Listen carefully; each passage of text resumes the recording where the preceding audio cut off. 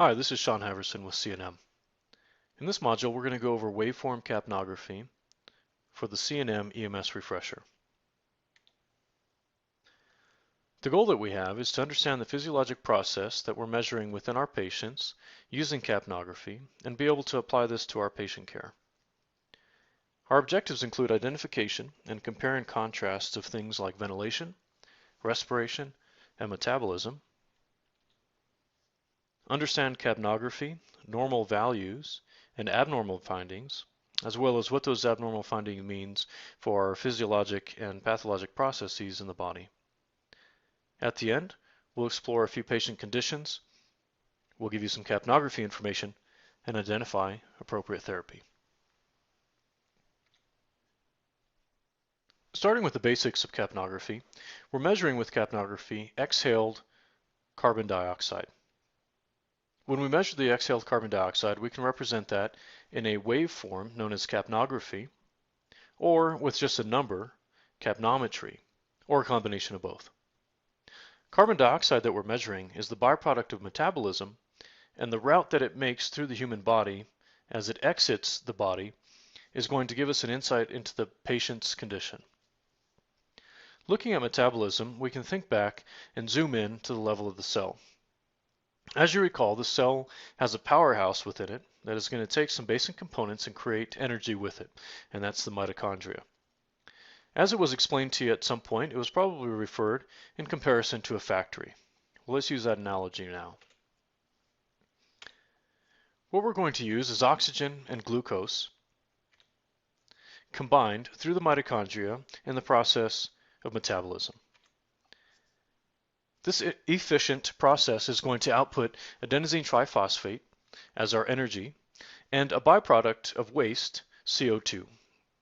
Carbon dioxide levels and waste will increase as we have a decrease in the efficiency if we lose either oxygen or glucose in the process of making energy. If we zoom back a bit and now look at the body as a whole, we can identify that the process of measuring end-tidal CO2 is actually measuring in a passive way other processes.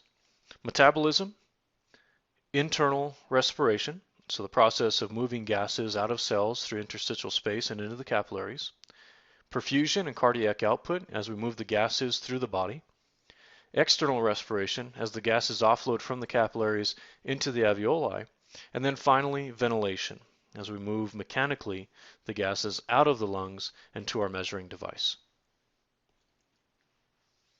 Respiration, as a term, is the process of things moving across a barrier, generally gases, with the basis of diffusion. Diffusion, as you recall, is the process of moving things from areas of higher concentration to lower concentration. This is important because it doesn't expend much energy in order to get the work done, an efficient model for the human body. Respiration can occur internally and externally, and also at the cellular level. Cellular respiration is the movement of gases in and out of cells. Respiration occurring internally is the movement through the interstitial space and into capillaries. And external respiration, finally, is the movement of gases from the capillary and into the alveoli and vice versa. In the diagram here, we see that our CO2, carbon dioxide value, within the blood flow is 45 millimeters of mercury at this measured point. The blue area, the blue circle rather, is indicating the inside of the alveoli. If our CO2 is 45 millimeters of mercury within the capillary, the CO2 within the alveolar structure is generally going to be 2 to 5 millimeters of mercury less. That allows for diffusion to occur and moving from an area of higher concentration to lower concentration. What we're measuring when we measure end-tidal CO2 is very closely associated with the value in the blood. Measuring devices of CO2 can involve semi-quantitative capnometry, quantitative capnometry, and waveform capnography. Although probably not well known by its name, semi-quantitative capnometry is well known in the EasyCap style detector. As we're looking at this here, we see that there's no millimeters of mercury measured on this because we're actually measuring pH on a litmus type paper. Semi-quantitative capnometry is going to give a pH measurement in the condensation of water exhaled out of the body. This is best used for initial tube conformation, and the pH sensitive paper is going to change generally from an area of purple color to brown to yellow. And yellow means that yes, generally, this tube has been placed in the trachea. There are some significant pros to using this device. It's quick to use, doesn't require much training. There's no batteries or technology associated with it. It's inexpensive, and it's compact enough to just keep in your airway kit for quick use. Downsides associated with using this is that it's only usable once, and once you put it onto the tube and give a few breaths and the pH causes the paper to change color, you can't use it again to look at the maintenance of your tube. It will not change color if your tube is dislodged.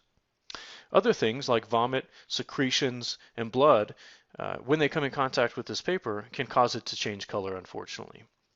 If the tube is placed into the esophagus and there's vomit that comes up the tube, it'll probably give a false reading.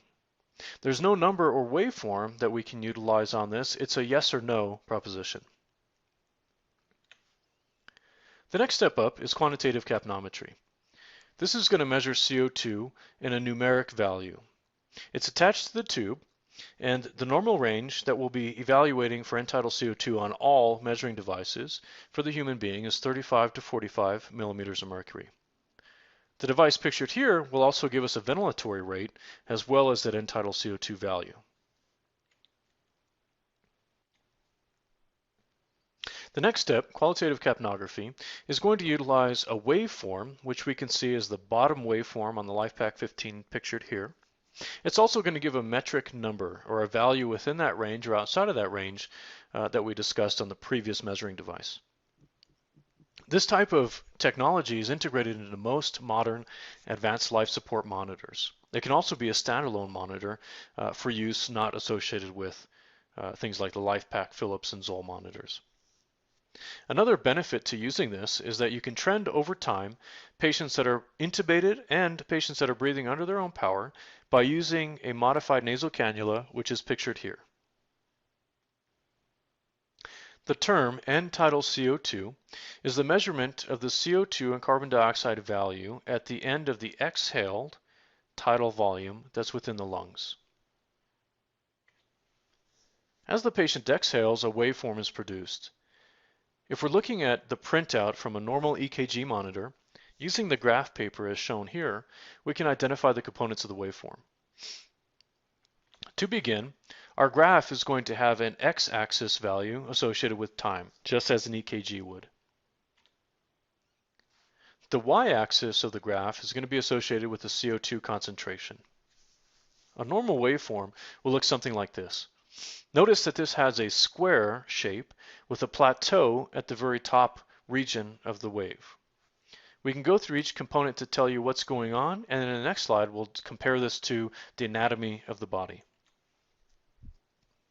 The first area turning green here is our baseline, and this is the area present in between ventilations, specifically when inhalation is occurring before exhalation is going to occur. The first positive portion of the waveform is our first measurement of CO2 as the patient begins to exhale, and this is a measurement of the gases that are in the airway. As we get closer to the plateau, noted as the alveolar plateau, we start to measure the concentration of end-tidal CO2 that was within the alveoli.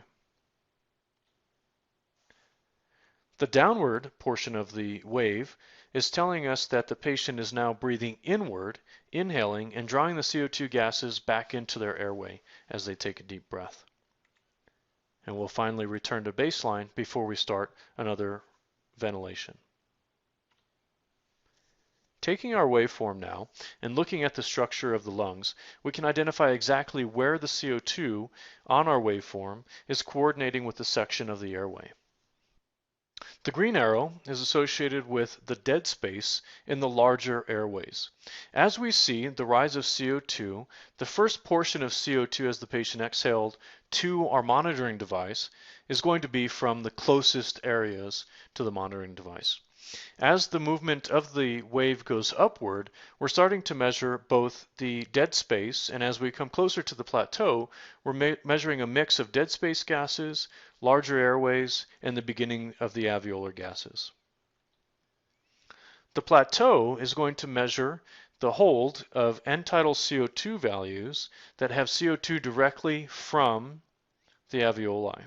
What's important about that is this plateau is giving us a real-time reading of the CO2 that was offloaded from the capillaries just before the patient exhaled. The point at the end of the plateau, just before the wave goes back down towards baseline, is associated with our final end-tidal CO2 reading for that ventilation. As we move closer to baseline, the patient has now drawn air and gases back into their lungs and taken the measurement gas away from our measuring device and into the lungs as they oxygenate. Putting these things together, we can look at the ranges outside of our normal values. Hypercarbia and hypocarbia are related to larger and smaller values of CO2 than our normal range. Hypercarbia is going to show on a normal waveform pattern as a taller waveform as our value of end-tidal CO2 has grown over 45 millimeters of mercury.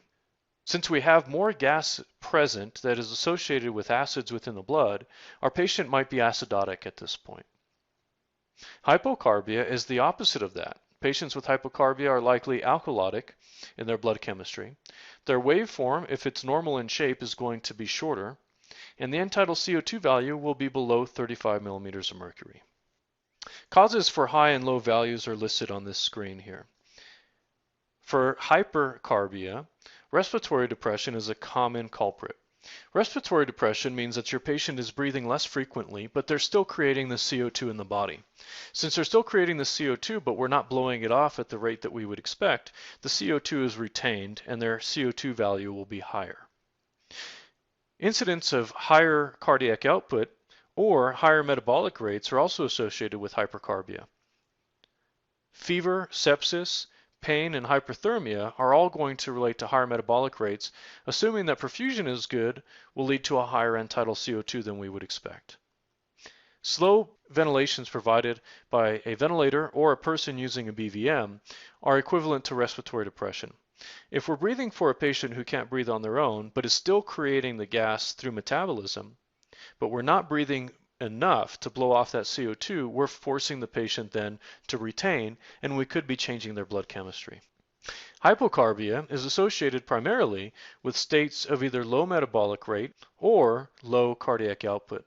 Pulmonary embolism is a blockage of this, and although we may have good cardiac output, we might not be getting the CO2 gases to portions of alveoli because of the blockage that can be offloaded through ventilation. Pulmonary edema may have good cardiac output at some portion of the cardiac cycle. However, because the blood is in the circuit, the gas is not easily transferring from the capillaries into the alveoli. Hyperventilation from a normal state will blow off more CO2 than is expected, leading the patient to a low CO2 value. Decreased cardiac output, hypothermia, cardiac arrest, and shock generally will produce hypocarbia as well. Hyperventilation is outlined here as an abnormal waveform for us.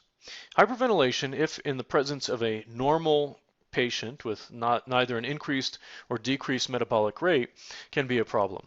If we look at this waveform, we can first identify that it has a normal structure. Each waveform is square and has an alveolar plateau. But we're seeing over time there are more frequent ventilations, and more frequent ventilations mean that we're blowing off carbon dioxide more frequently and bringing down our carbic level.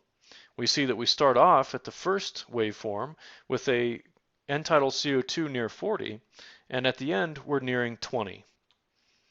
Hypoventilation, as its opposite, again, all things being equal, creating CO2 at a normal rate within the body. If the patient's breathing less frequently over time, they're not blowing off that gas and will start to retain carbon dioxide. As the patient becomes hypercapnic or carbic, the patient's value is seen here going from 40 upwards of 50 or closer to 60. Another abnormal waveform is a loss of plateau. The loss of plateau can be seen here with the absence of the square waveform and really no plateau associated with alveolar emptying. The shark fin appearance is indicative of some airway obstruction. COPD and asthma can show this as bronchial constriction occurs. Also, secretions and blockage within the tube are making it harder for this patient to offload the gases, and it's shown in a slurred measurement. Here we see apnea and arrest and tube displacement in the presence of a loss of waveform. If we're measuring a waveform and we see good normal square with plateau waves, and then suddenly they just completely are absent, then we probably have a patient who has stopped breathing, is in cardiac arrest, or a tube has been displaced from the trachea or its normal position. At the bottom, we're seeing no square waveform, just a hump appearance that's decreasing over time. The bottom waveform is likely associated with an esophageal placement of a tube. Remember that there are going to be releases of CO2 in the stomach, but there's no association with an exhalation through anatomical structures that we can equivalent to our square waveform, and we see just variable waves associated with some CO2 presence.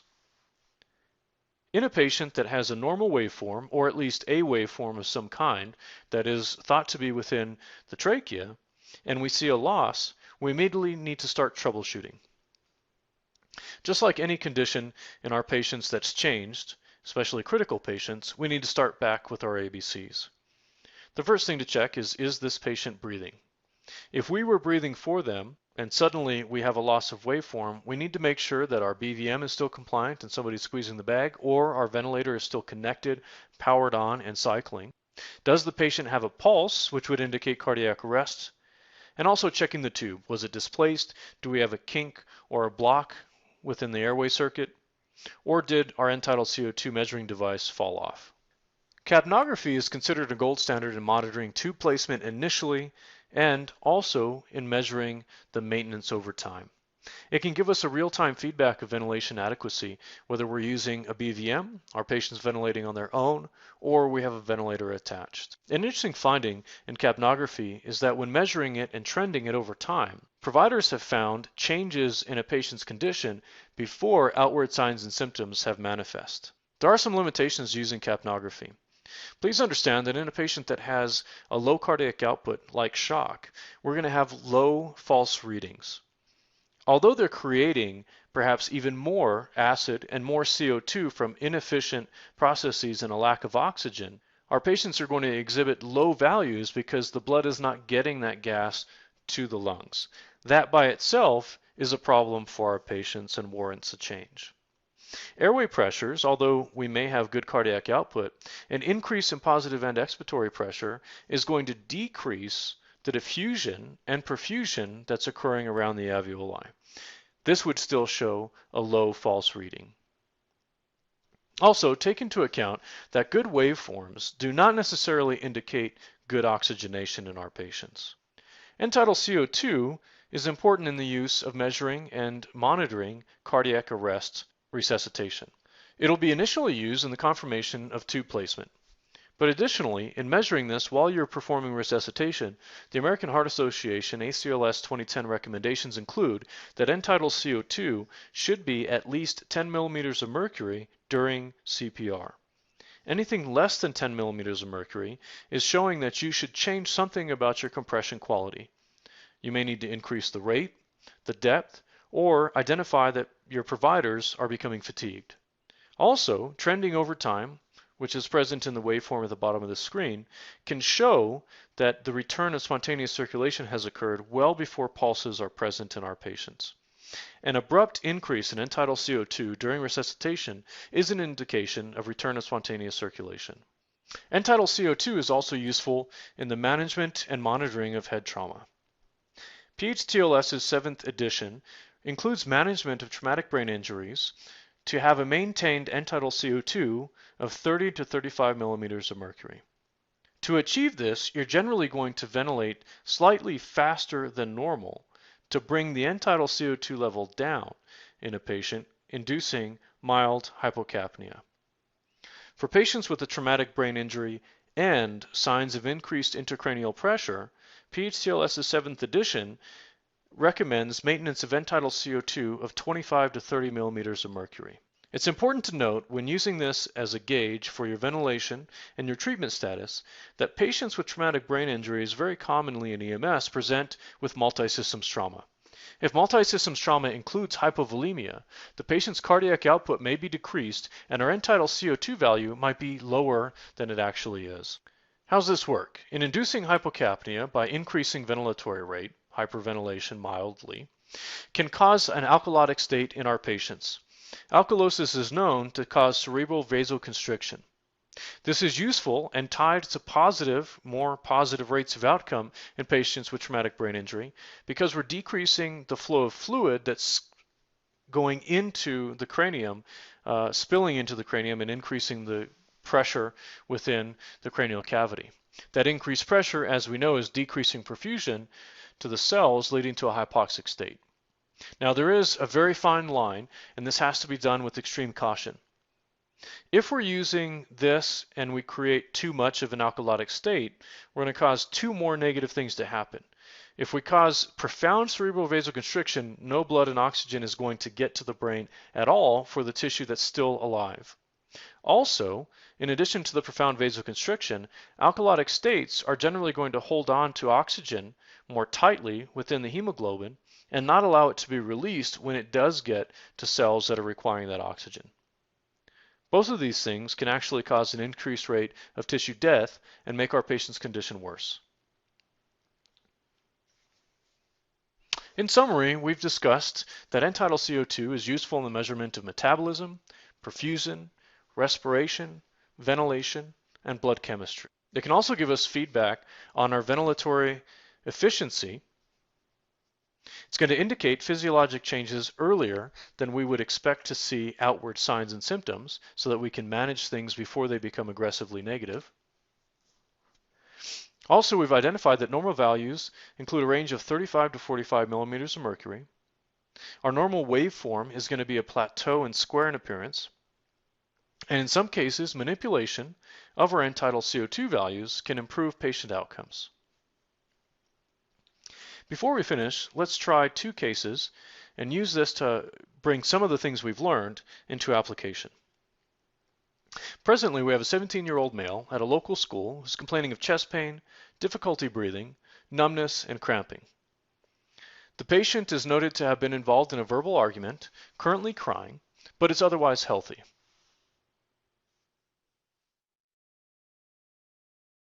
Would you expect this patient's end-tidal CO2 value to be low or high, and why?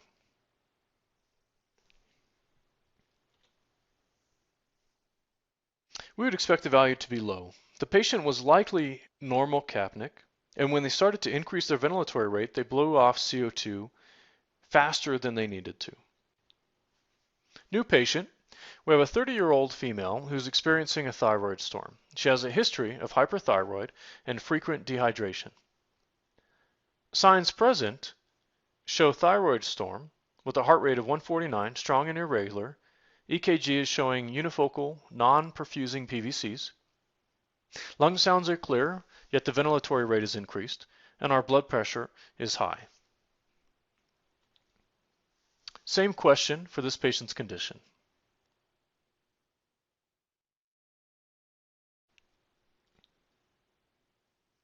Although the patient is breathing at an elevated rate, which was the same we had with our patient before, this patient's underlying state is abnormal.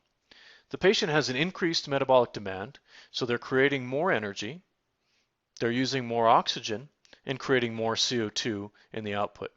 They also have an increased cardiac output and stress within the heart and cardiovascular system. This patient's end-tidal CO2 is likely going to be high. Thank you for your time. Here's some references that I utilized to put this together. I'm happy to share these with you if you need further information. Please progress to the quiz as you move forward in the refresher.